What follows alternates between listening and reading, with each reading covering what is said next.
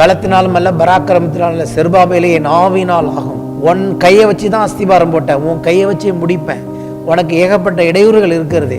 சரி, இந்த ப்ராஜெக்ட் கொஞ்சம் டஃப்பான ப்ராஜெக்ட், செருபாபேல் எடுத்துட்டு வேற ஒருத்தனை போட மாட்டேன். செருபாபேல் வச்சு ஆரம்பிச்ச ப்ராஜெக்ட் செருபாபேல வச்சே முடிப்பேன். மன்னித்தார் மன்னித்து விட்டார் என்ற நிச்சயம் உள்ளவர்கள் தான் அன்பு கூறுவார்கள். இன்னும் என்னை மன்னித்தாரோ மன்னிக்கவில்லையோ என்று சந்தேகம், பிசாசனுடைய வார்த்தையை கேட்கிறவர்கள் என்ன பிரச்சனைனா, அவங்களால தேவன் எதிர்பார்த்த அளவுக்கு அன்பு கூற முடியாது. நீங்கள் அவருடைய அரவணைப்பிலே இந்த துயரத்தை மறந்து விடுவீர்கள். அதுதான் இயேசு சொன்னார், துயரப்படுகிற நீங்கள் பாக்கியவான்கள், நீங்கள் என்னால் உண்டாகும் ஆறுதல் அடைவீர்கள். ரோமர் 5ஆம் அதிகாரம் 1 முதல் 2 வசனங்கள். முதல் 2 வசனங்கள், இவ்விதமாக நாம் விசுவாசத்தினாலே நீதிமான்கள் ஆக்கப்பட்டிருக்கிறபடியால் நம்முடைய கர்த்தராகிய இயேசு கிறிஸ்து மூலமாய் தேவனிடத்தில் சமாதானம் பெற்றிருக்கிறோம். அவர் மூலமாய் நாம் இந்த கிருபையில் பிரவேசிக்கும் ஸ்லாக்கியத்தை விசுவாசத்தினால் பெற்று நிலை கொண்டிருந்து தேவ மகிமையை அடைவோம் என்கிற நம்பிக்கையினாலே மேன்மை பாராட்டுகிறோம். அதாவது இயேசு என்னும் அந்த ஆண்டவர் மேல் நாம் வைத்த விசுவாசத்தினாலே நாம் நீதிமான்களாக்கப்பட்டிருக்கிறோம். என்ன நீதிமான்களாக ஆக்கப்பட்டிருக்கிறதுனால என்ன நடந்திருக்குன்னா, இங்க என்ன சொல்லுகிறார் பவுல், தேவனிடத்தில் சமாதானம் பெற்றிருக்கிறோம். இது என்ன சமாதானம்னா, தேவனுக்கும் எனக்கும் நான் இப்ப கர்த்தருக்கு முன்பதாக ஓகே என்று தேவன் என்னை ஏற்றுக்கொண்டு விட்டார். ஓகேன்னு சொன்னது மட்டும் இல்ல, வெறும் இந்த பையன் எனக்கு ஓகேன்னு சொன்னா பரவாயில்ல, இவன் குற்றமற்றவன் என்று தேவன் என்னை ஏற்றுக்கொண்டு இருக்கிறார். பாவியை நீதிமான் என்று ஏற்றுக்கொண்டது மட்டுமல்ல, ஃப்ளாலெஸ், எந்த குறையுமே இல்லாதவன் என்று ஏற்றுக்கொண்டிருக்கிறார். அதை கவனிக்கணும். அது மட்டுமல்ல, தேவனிடத்தில் நிரந்தரமான ஆக்சஸ் இன்னைக்கு கொடுத்திருக்கிறார். அந்த கிருபாசனத்தண்டையில் தேவன் எங்கே வாசம் செய்கிறாரோ அந்த கிருபாசனத்தண்டையில் பிரதான ஆசாரியன் மட்டும்தான் போக முடியும், அது வருஷத்துக்கு ஒரு முறை. ஆனா இன்னைக்கு நம்ம எல்லாருமே அந்த கிருபாசனத்தண்டையில் போய் நமக்கு என்ன உதவி வேணுமோ அதை ஏற்ற உதவி பெறும் சகாயத்தை, கிருபையை நாம் என்ன பண்ணியிருக்கிறோம், இவர் மூலமாய் போய் தேவனிடத்தில் அப்பா பிதாவை என்று கூப்பிடத்தக்கதான ஒரு அற்புதமான ஆக்சஸ். பயம் இல்லாமல், நான் சில வேளையில ஓகேவா இருக்கேன், சில வேளையில ஓகேவா இல்ல, என் உணர்ச்சிகளை இது சார்ந்து இருக்கிறது. நான் ஓகேவா இல்லையாங்கிறது என்னுடைய உணர்ச்சிகள் தான் எனக்கு சொல்லுது. ஆனா தேவன் என்னுடைய உணர்ச்சிகளை சார்ந்தவர் அல்ல. இயேசு கிறிஸ்துவை நான் விசுவாசித்தபடினாலே ஒன்ஸ் அண்ட் ஃபார் ஆல், ஒரே முறை என் பிள்ளை இவன் எனக்கு ஓகே அப்படின்னு சொல்லிட்டாரு. அந்த இடத்துக்கு இந்த கிருபை நம்மை கொண்டு வந்திருக்கிறது. சோ நம்முடைய அப் அண்ட் டவுனை வச்சு தேவனும் அப் அண்ட் டவுன் போறவர் இல்லை. ஏன்னா அவர் கர்த்தர், மாறாதவர். இயேசு கிறிஸ்துவின் மூலமாய் அவரை விசுவாசத்தின் மூலமாக தேவ நீதி அடைந்திருக்கிற நாம் அவருக்கு முன்பதாக குற்றமற்றவர்களாகவும் கண்டிக்கப்படாதவர்களாகவும் கிருபாசனத்தடையில் போய் டாடி என்று கூப்பிடத்தக்கதான புத்திர சுவிகாரத்தின் ஆவியையும் இந்த கிருபை நமக்கு கொடுத்திருக்கு. அப்போ அது பேர் தான் சமாதானம். இந்த இடத்துல அதன் பேர் தான் சமாதானம். சரி, அப்ப என்ன இப்ப நடந்துட்டு இருக்குன்னு கேட்டீங்கன்னா, நம்ம மனம் இதை ஏத்துக்க மாட்டேங்குது. தேவனே ஏற்றுக்கொண்டா கூட நம்ம மனசு என்ன பண்ண மாட்டேங்குது, அவ்வளவு சீக்கிரம் ஏற்றுக்கொள்ள மாட்டேங்குது. அந்த மனசை மாத்துறதுக்கு தான் சபைக்கு வர வேண்டியதா இருக்கு, அந்த மனசை மாத்துறதுக்கு தான் வேதத்தை வாசிக்க வேண்டியதா இருக்கு, அந்த மனசை மாத்துறதுக்கு தேவனே வந்து இப்ப ஆவியானவரை நம்ம வாழ்க்கையில செயல்பட்டு இருக்கிறாரு.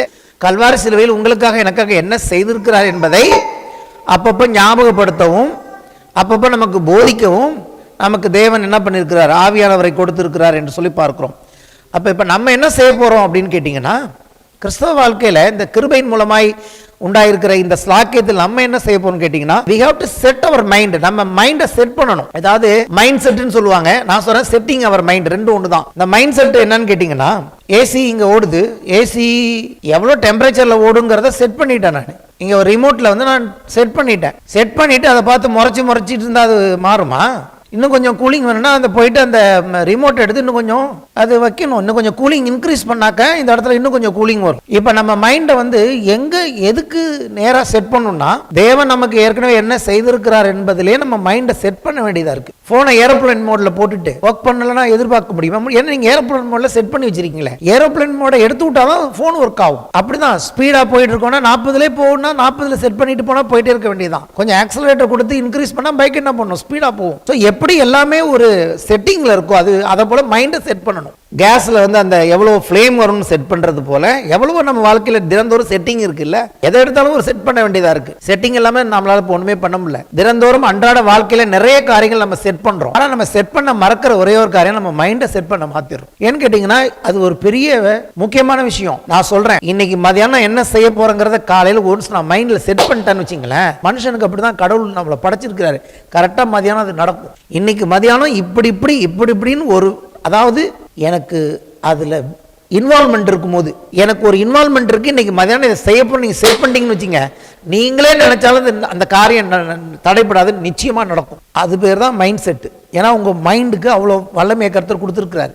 நான் கர்த்தருக்காக இதெல்லாம் செய்ய போகிறேன், இந்த வருஷத்தில் நான் என்ன செய்ய போகிறேன், இல்லை என் பிள்ளைகளுடைய வாழ்க்கையை குறித்து நான் என்ன செய்ய போகிறேன், என்னுடைய வாழ்க்கையில் நான் என்னென்ன செய்ய போகிறேங்கிறத நீங்கள் செட் பண்ணாத வரைக்கும், இந்த வேத வசனத்தின் அடிப்படையில் தேவன் என்னை குறித்து ஒரு உதாரணத்தை சொல்கிறேன். இந்த ஊழியத்துக்கு தேவன் என்னை அழைத்திருக்கிறார்னா, இந்த ஊழியத்தில் நான் செய்ய வேண்டிய காரியங்களை நான் என்ன செய்ய வேணும்னு நான் என் மைண்டில் செட் பண்ணாத வரைக்கும் அதில் ஒன்றும் நடக்க போகிறது இல்லை. ஒரு ஆஃபீஸ் எடுத்துக்கங்க, ஒரு மேனேஜர் இருக்கிறார், அவர் கீழே ஆட்கள் எப்படி they are setting the things. காலையில் வேலைக்கு போகிறவங்களுக்கு தெரியும், நான் வேலை பார்த்துக்க சொல்கிறேன். போனோடனே என்ன பண்ணுறோம், பஸ்ஸில் போகிறோம், ட்ரெயினில் போகிறோம், இதில் போகிறோம், போகும்போதே மைண்டை செட் பண்ணிடுவோம்.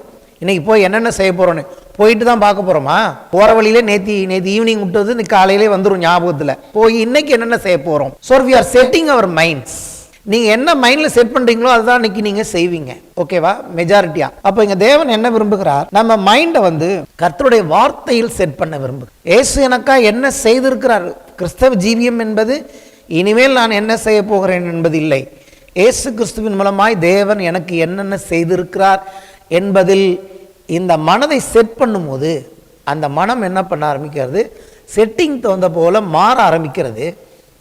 அந்த மைண்ட் செட் மாறும்போது நம்முடைய வாழ்க்கையில் காரியங்கள் மாற ஆரம்பிக்கும். ஆகவே தான் நீங்கள் பூமிக்கு அடுத்தவைகள் அல்ல, தேவன் இயேசு வீற்றிருக்கிற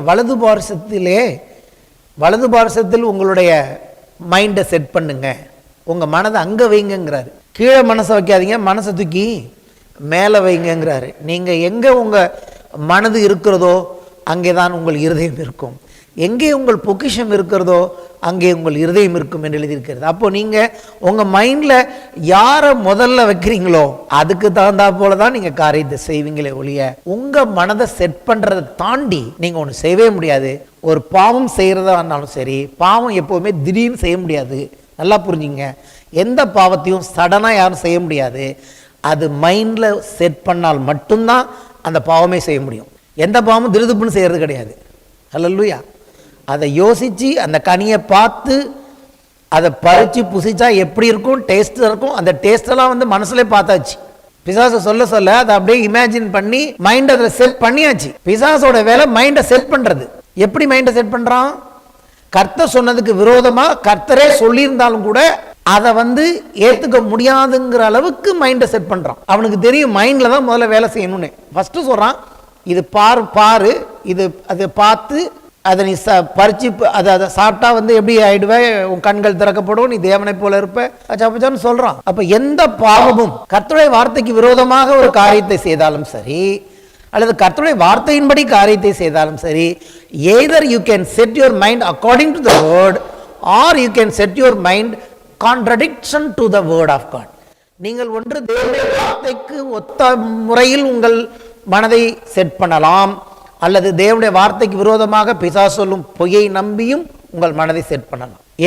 எதில் நீங்கள் செட் பண்ணுகிறீர்களோ, எதில் நீங்களும் நானும் நம்முடைய மனதை செட் பண்ணுகிறோமோ அதைத்தான் நாம் செய்ய போகிறோம். ஒருவனுடைய இருதயத்தின் நினைவுகள் எப்படி இருக்கிறதோ அவன் அப்படியே இருக்கான். இதுக்கு தான் பிரசங்கம் தேவைப்படுகிறது. ஏன்னா ஏற்கனவே நம்ம தேவன்கிட்ட ஓகே ஆகிட்டோம், கர்த்தர் நம்மளை பிள்ளைகள் என்று சொல்லிவிட்டார். ஆனால் அதில் நம்மளுடைய மனதை செட் பண்ண நமக்கு நிறைய போராட்டங்கள் இருக்கிறது. அதுதான் ஆவிக்குரிய யுத்தமாக இருக்கிறது. ஓகே, 2ஆம் வசனம், அவர் மூலமாய் இந்த கிருபையில் பிரவேசிக்கும் ஸ்லாக்கியத்தை, என்ன கிருபை, தேவனோடு நான் ஓகே ஆயிட்டேன், அதுதான் கிருபை. விசுவாசத்தினால் பெற்று நிலை கொண்டிருந்து தேவ மகிமை அடைவோம் என்கிற நம்பிக்கையினாலே மேன்மை பாராட்டுகிறோம். இன்னைக்கே நாங்கள் என்ன பண்றோம், தேவன் எங்களுக்கு எதை செய்திருக்கிறாருங்கிற இந்த விசுவாசத்தில் தொடர்ந்து நின்று கர்த்தர் எனக்கு இதை செய்திருக்கிறார் என்று அதை உற்சாகமாய் கொண்டாட ஆரம்பிக்கும் போது அது என்னவாகிறது, இன்னும் கூட நமக்கு கிருபை பெருகக்கூடியதாய் அமைகிறது. தேவ மகிமை ஒரு நாள் அடைய போகிறோம், அதற்கான முன்ருசியை இப்பொழுது தேவன் எங்களுக்கு கொடுத்திருக்கிறார் என்று சொல்லி அந்த நம்பிக்கையை கொண்டு நம்மை வாழ்க்கையில் மேன்மை பாராட்ட வேண்டும். சும்மா இருங்கன்னு சொல்லலை, இந்த கிருபையை வாங்கிட்டு அதை கொண்டு மேன்மை பாராட்டுவோம். தேவனை குறித்து, கிருபையை குறித்து, இயேசுவை குறித்து மேன்மை பாராட்டுதல்னா எப்படி மேன்மை பாராட்ட போகிறோம், we are going to celebrate, அதை கொண்டாடணும் தினந்தோறும் வாழ்க்கையில் என்று தேவன் விரும்புகிறார். பிசாசு என்ன பண்ணுறான், எது தேவன் நமக்கு இருக்குதுன்னு சொல்கிறாரோ அதை இல்லைன்னு சொல்கிறான், அதான் அவனுடைய வேலை. தேவன் உன்னை நீதிமான் சொல்லியிருக்கிறார், தேவன் உன்னை பிள்ளைன்னு சொல்லியிருக்கிறார். ஆமாம், ஆனால் அவன் என்ன சொல்கிறான்னு கேட்டிங்கன்னா, தேவன் அதான் போனதும் தேவன் இல்லாதவைகளை இருக்கிறவைகள் போல் அழைக்கிற தேவன். இவன் தேவன் எது எனக்கு இருக்குதுன்னு சொல்லியிருக்கிறாரோ அதை இல்லை என்று நம்ப பண்ணுகிறவன். இவன் இப்பிரபஞ்சத்தின் தேவனானவன், அவர் பரலோகத்தின் தேவனானவர். என் வாழ்க்கையில் இல்லாதவைகளை இருக்கிறவைகள் போல அழைக்கிறார். அப்படின்னா என்ன? உருவாக்கி கொடுக்கிறார். இன்னைக்கும் கர்த்தர் சிருஷ்டிகர்த்தர் தான். ஆதி ஆகமத்தில் சிருஷ்டித்தாருங்க, அதுக்கப்புறம் அவருக்கு டயர்ட் ஆயிட்டாருன்னு இல்லை. இல்லை இல்லை இல்லை, இன்னைக்கும் உங்களுக்கும் எனக்கும் ஒரு காரியத்தை சிருஷ்டித்து கொடுக்கிறவராக இருக்கிறார். அவரால் சில உறுப்புகளை நமக்கு சிருஷ்டிக்க முடியும், சில உறவுகளை சிருஷ்டிக்க முடியும், அவரால் நமக்கு சில வாய்ப்புகளை சிருஷ்டிக்க முடியும், வேலைகளை சிருஷ்டிக்க முடியும், பிஸ்னஸ்களை சிருஷ்டிக்க முடியும். இன்னும் சொல்லப்போனால் நான் சொல்கிறேன், ஒரு உலகத்தை நமக்காய் சிருஷ்டிக்க முடியும். எனக்காக ஒரு தனியான உலகத்தை சிருஷ்டிக்க கூட என் ஆண்டவருக்கு முடியும். ஏன்னா அவருடைய பேர் இல்லாதவைகளை இருக்கிறவைகளை போல அழைக்கிற தேவன். அவர் கூட்டாது வரும், இது வரைக்கும் இல்லை, ஆனால் அவர் சொல்றாரு வா அப்படின்னா அது வந்துடும். ஹல்லேலூயா. இவன் அப்படி இல்லை, ஏற்கனவே கர்த்தர் எவ்வளவு கொடுத்துருக்கிறாரு. தன்னுடைய சாயலின்படியும் தன்னுடைய ரூபத்தின்படியும் அவனை ஏற்கனவே சிருஷ்டித்து இருந்தாரு. ஆனால் இவன் என்ன சொல்லிட்டான், இன்னும் ஒன்று செய்யணும்ட்டான். நீ தேவனை போல மாறுறதுக்கு இவர் ஆதாமும் ஏவாளும் தேவனுடைய சாயலின்படியும் ரூபத்தின்படியும் இருக்கிறாங்க. இப்போ என்ன சொல்றான், இல்லை இன்னும் ஒன்று செய்யணும் அப்படிங்கிறான். இந்த கனியையும் புசிக்கணும். அவன் எப்படி சொல்லுவானா, ஒன்று எக்ஸ்ட்ரா இன்னொன்று செய்யணும், இல்லை நீ ஒன்று விட்டுறணும். இப்போ நம்ம வாழ்க்கையில் நம்ம ஆண்டவர் நம்ம நீதிமான் மாற்றிருக்காரு. சொல்லுவான் இன்னும் நீ இன்னொன்று செய்யணும். அப்படிதான் அன்னைக்கு சபையில சொன்னாங்க. இவ்வளோ வருஷமா நாங்கள் நியாயப்பிரமாணத்தின்படி என்ன பண்ணிட்டு வந்தோம், விருத்த சேதனம் பண்ணிட்டு வந்தோம். இப்போ இயேசுவின் மூலமாய் ரட்சிப்பு வந்துட்டுன்னு சொல்றீங்க. நாங்கள் யூதர்கள் எல்லாம் நாங்கள் ஏற்றுக்கிறோம், ஆனால் ஒன்று மட்டும் பண்ணலாம். என்ன இது முக்கியம், விருத்த சேதனம் மட்டும். அப்போ போல் சொல்றாரு, விருத்த சேதனத்தினால ஒரு பிரயோஜனம் இல்லை. அதாவது விசுவாசத்தினால் நீதிமான்களாக்கப்பட்டீர்கள் என்று தேவன் சொன்ன பிறகு இன்னும் ஒன்று, அது எப்படி இருக்குன்னா, அன்னைக்கு அந்த கனியை புசிச்சா போதும் அப்படின்னு சொன்னது போல, விருத்த சேதனம் பண்ணிட்டா போதும் அப்படின்னு சொன்னது போல, இல்லை எதாவது நீ இப்போ நீதிமான்ல இன்னும் நீ விட வேண்டிய ஒரு காரியம் இருக்கு. விட வேண்டிய காரியம் விட தான் வேணும், ஆனால் இதை விட்டாலே நீதிமான் அவன் சொல்லுவான். அப்போ நம்ம என்ன நினைச்சிட்டு இருப்போம், இதை விடுற வரைக்கும் நம்ம நீதிமான் இல்லை, கர்த்தருடைய ஆசீர்வாதத்தை பெற்றுக்கொள்ள முடியாது. ஒரு 30 வருஷம் ஆயிடும், நீங்க கண்ணு மூடி கண்ணு திறக்கிறது 25 வருஷம் ஓடி போயிடும். ஏன்னா நீங்க அந்த ஒன்று விடலையே, அப்போ ஆசீர்வாதமே இருக்காது. ஆனா நீங்க இந்த ஒன்று இருக்குதோ இல்லையோ, நான் கர்த்தருடைய பிள்ளை தான் நீதிமான் என்று விசுவாசிக்க ஆரம்பிச்சிங்கன்னா, அந்த விசுவாசத்தில் நடக்க ஆரம்பிச்சிங்கன்னா அது காணாமல் போயிருக்கும். அவன் எப்படி வஞ்சிக்கிறான்னா, ஒன்று நீ ஆட் பண்ணணும், இல்லை சப்ஸ்ட்ராக்ட் பண்ணணும், நீ இதை விடணும் இல்லை கூட்டிக்கணும். இதுதான் அவனுடைய தந்திரம். ஆனால் இங்கே வேதம் சொல்லுகிறது, நாம் இந்த கிருபையினாலே அவரிடத்தில் சமாதானம் பெற்று அவர் நம்மை குற்றமற்றவர்களாக நீதிமான்களாக காண்கிறார். அவருடைய ஆசீர்வாதங்களுக்கு நாம் பாத்திரவான்களாக இருக்கிறோம். கர்த்தரை ஆசீர்வதிக்க எனக்கு எல்லா தகுதியும் இருக்கிறது. எத்தனை பேருக்கு தகுதி இருக்கிறது? சரி, அதை பற்றி இன்னும் கொஞ்சம் பார்ப்போம். கொலோசியர் 2ஆம் அதிகாரம் 6 முதல் 7 வசனங்கள், இதே போல வசனங்கள். அதுக்கப்புறம் 9 முதல் 10 வசனங்கள்.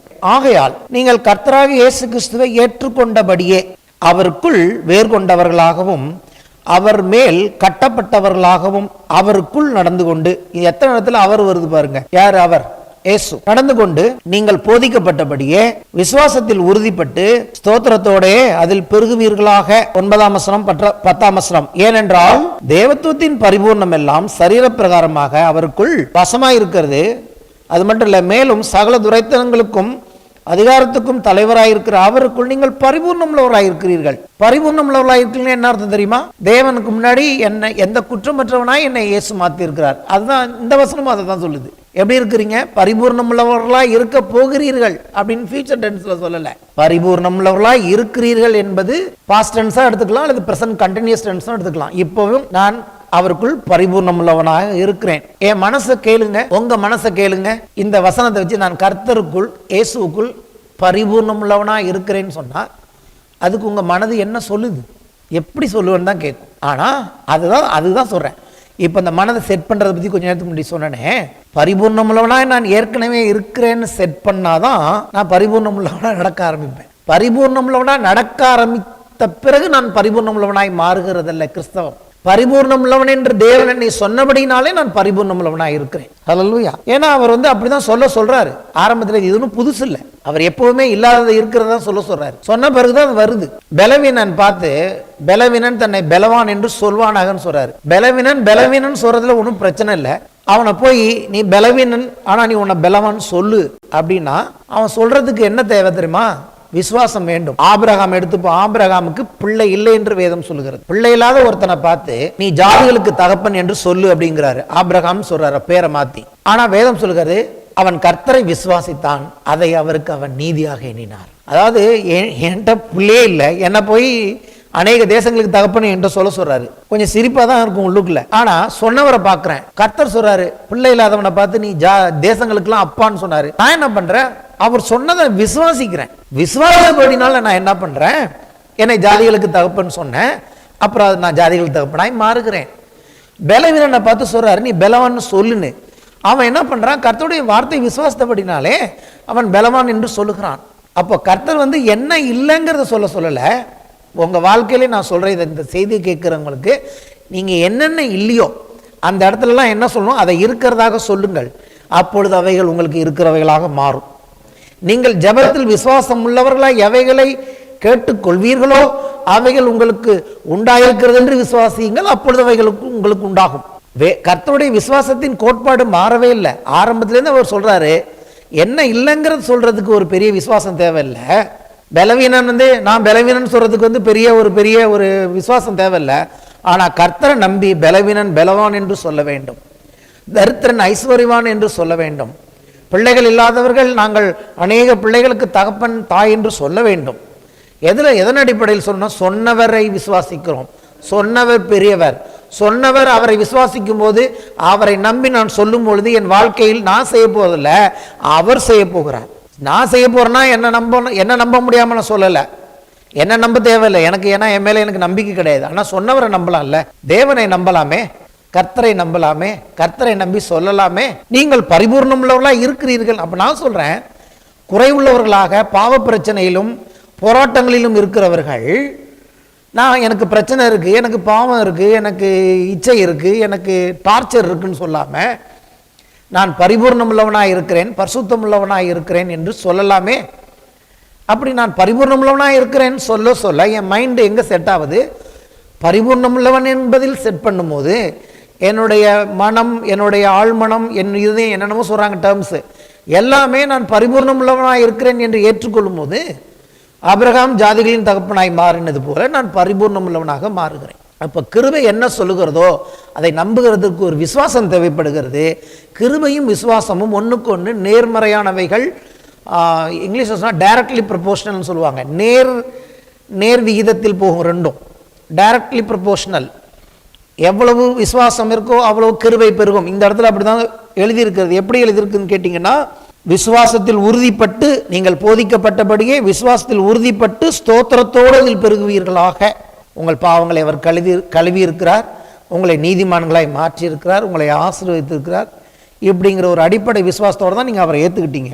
அவர் என்ன சொல்றாரு, நீங்கள் எப்படி ஏற்றுக்கிட்டீங்களோ அது மேலேயே உங்கள் வாழ்க்கையை கட்டுங்க, அதுக்குள்ளே நீங்கள் வேறு கொண்டவர்களாக மாறுங்க அப்படிங்கிறார். அவர் இயேசு கிறிஸ்துவை ஏற்றுக்கொண்டபடியே அவர் எல்லாவற்றையும் செய்து விட்டார் என்று ஏற்றுக்கொண்டபடியே அவருக்குள் வேறு கொண்டவர்களாகவும். அப்படின்னா எதை கேட்டீங்களோ அதுல நீங்க இன்னும் ஆழமா போகணும். புது புது காரியங்கள் இல்லை. இயேசு கிறிஸ்துவின் மூலமாய், இந்த சுவிசேஷத்தின் மூலமாய் உண்டாயிருக்கிற இந்த கிருபையிலே என்ன உங்களுக்கு சொல்லப்பட்டு இருக்கிறதோ அந்த காரியத்தில் நீங்க கீழே வேறு போகணும். அதே சமயத்தில் அவர் மேல் கட்டப்பட்டவர்களாகவும் அவருக்குள் நடந்து கொண்டு நீங்கள் போதிக்கப்பட்டபடியே விசுவாசத்தில் உறுதிப்பட்டு ஸ்தோத்திரத்தோடு அதில் பெருகுவீர்களாக.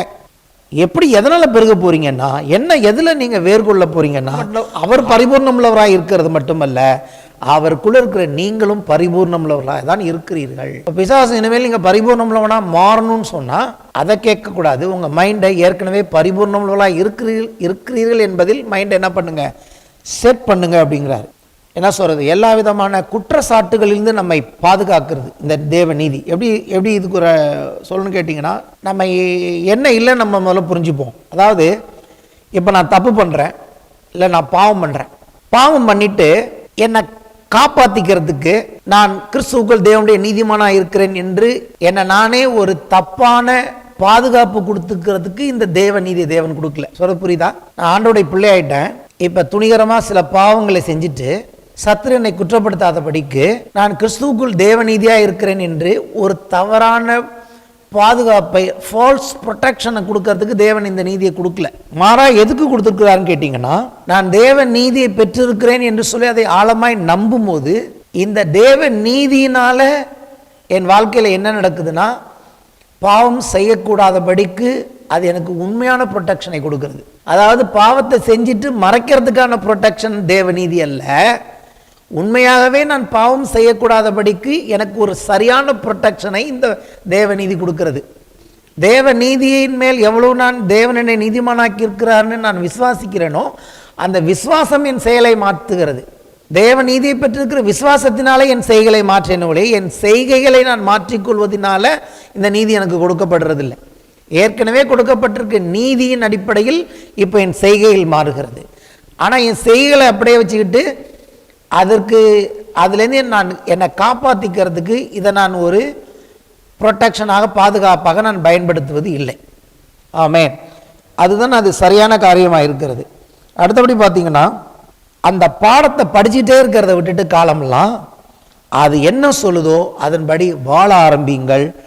அப்படி வாழ்கிற வாழ்க்கை, அதை வாழும்போது நன்றி செலுத்தி வாழுங்கள். ஆமென். ஸ்தோத்திரத்தோடு கூட அதில் பெருகுவீர்களாக. அதாவது இயேசுவின் மேல் நீங்கள் கர்த்தராக இயேசு கிறிஸ்துவை ஏற்றுக்கொண்டபடியே அவருக்குள் வேர் கொண்டவர்களாகவும் அவர் மேல் கட்டப்பட்டவர்களாகவும் நடந்து கொண்டு ஸ்தோத்திரத்தோடு கூட அதில் பெருகுவீர்களாக. அப்படி தானே வாசித்தோம், பெருகுவீர்களாக. எப்படின்னு கேட்டிங்கன்னா, எப்படி பெருகணும்னு கேட்டிங்கன்னா, என் ஆண்டவர் இப்படி ஆக்கிட்டார். அதாவது ஆக்டிங் அப்பான் மை ஃபெய்த். நான் எதை விசுவாசிக்கிறேனோ அதில் நடக்க ஆரம்பிக்கிறேன். நீதிமான் என்று என்னை தேவன் சொன்னபடினாலே என்னால் நீதி செய்ய முடியுமா செய்ய முடியாதான்னு இப்போ யோசிக்க மாட்டேன். நீதிமானவன் நீதி செய்வான். ஆமென். பாவியான பொழுது நான் பாவம் செய்கிறதுக்கு கற்றுக்கல, இயற்கையாகவே பாவம் பண்ணேன். அப்போ நீதிமானாய் மாறின பிறகு நான் என்ன விசுவாசிக்கிறேன், நான் செய்யும் செயல்கள் எல்லாம் நீதியாகத்தான் இருக்கும் என்று சொல்லி அதில் வாழ ஆரம்பிக்கிறேன். எப்படி வாழ ஆரம்பிக்கிறேன்? கர்த்தர் என்னை இப்படி மாற்றினதுக்காக அவரை தொடர்ந்து நன்றியோடு கூட ஒரு நன்றி உணர்வு இருக்கும்போது, கர்த்தரை ஸ்தோத்தரித்து அந்த நீதியில் வாழும்போது நான் என்ன பண்ண ஆரம்பிக்கிறேன், எதை தேவன் எனக்கு சொல்லியிருக்கிறாரோ அதை என்னுடைய மைண்ட் செட் பண்ணி அதில் வாழும்போது நான் ஸ்தோத்திரத்தோடு கூட அதில் பெருகுகிறேன். கிருபையில் பெருகுகிறேன், விசுவாசத்தில் பெருகுகிறேன். இதெல்லாம் எப்படி பெருகிறேன்னா, கேட்டுக்கிட்டே இருக்கிறது இல்லை, பார்த்துக்கிட்டே இருக்கிறது இல்லை, அதை செயல்களிலே நான் பார்க்க வேண்டும். என்னை குறித்து தேவன் என்ன சொன்னாரோ, ஒரு உதாரணம் சொல்றேன். இயேசுவின் நாமத்தினாலும் தேவாவினாலும் கழுவப்பட்டீர்கள் இருக்கு. கழுவப்பட்டனா கழுவப்பட்டம் தான். எப்படி கழுவினார், ஏது கழுவினார் கத்துக்கலாம். எப்படி கழுவினார்னே ஒரு 10 வருஷம் கத்துக்கிட்டு, 10 வருஷம் ஆகுது எப்படி கழுவினார்னு ஆராய்ஞ்செல்லாம் கத்துக்கிட்டு. ஆனா என்னை கழுவினாருங்கிற வாழ்க்கை இல்லைன்னா வீண். விசுவாசம் என்ன சொல்லுது? இன்னைக்கு நான் ஆண்டவர்கிட்ட வந்தோடனே நான் கழுவப்பட்டிருக்கேன், என் பாவங்களை இயேசு கழுவி இருக்கிறார்னு சொல்லி கழுவப்பட்டவனாய் நடந்து கொண்டால் அதுதான் விசுவாசம். அது அன்னைக்கே அது பலிக்க ஆரம்பிக்குது. இல்லைங்க அவ்வளோ சீக்கிரம் நான் கழுவுனதை ஏற்றுக்க மாட்டேன், அது எப்படி கழுவினார், ஏது கழுவினார்னு எங்கெங்க அதுக்கான வசனங்கள் இருக்கிறது அப்படின்னு பார்த்தீங்கன்னா கற்றுக்கிட்டே இருக்கலாம் ஒழிய அது பிரயோஜனம். அதுதான் இங்கே சொல்கிறாரு, நீங்கள் அதை கற்றுக்கொள்வதை விட அதில் வாழ ஆரம்பியுங்கள். விசுவாசம் என்ன செய்கிறது, அதில் செயல்பட ஆரம்பிக்கிறது. ஆமென். அப்படி செயல்படும் போது அது நமக்கு பிரயோஜனம் உள்ளதாய் மாறுகிறது.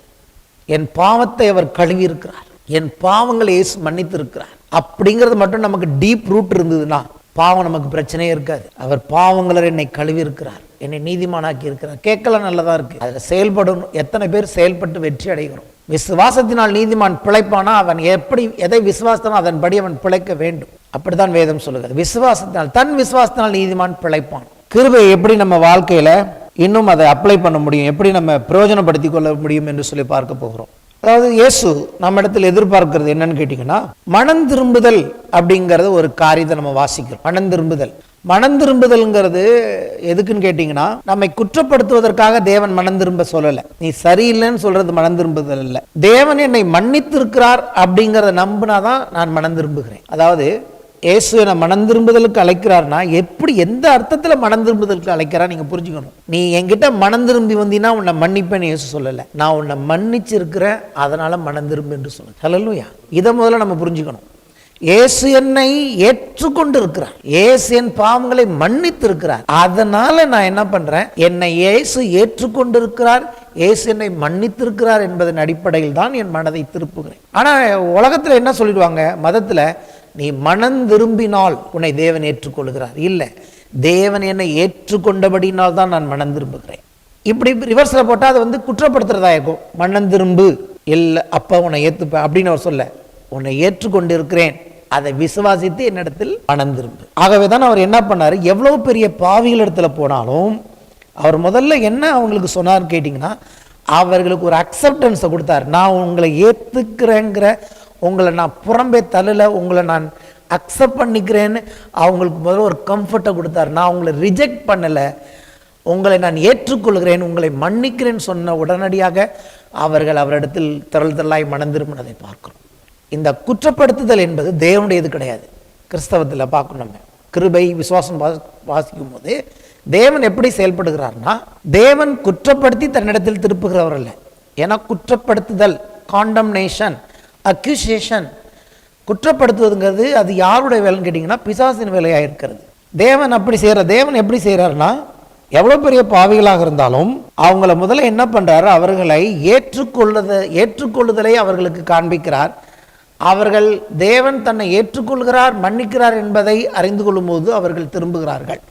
இந்த இடத்துல இதை குத்தி நான் ரொம்ப கரெக்டாக சொல்லணும். ஏன்னு கேட்டிங்கன்னா, கர்த்தர் என்ன பண்ணியிருக்காரு, இயேசு கிறிஸ்துவின் மூலமாக சகோதரர்களை குற்றப்படுத்துகிறவன் பிசாசுக்கு ஒரு முற்றுப்புள்ளி வச்சிருக்கிறார்.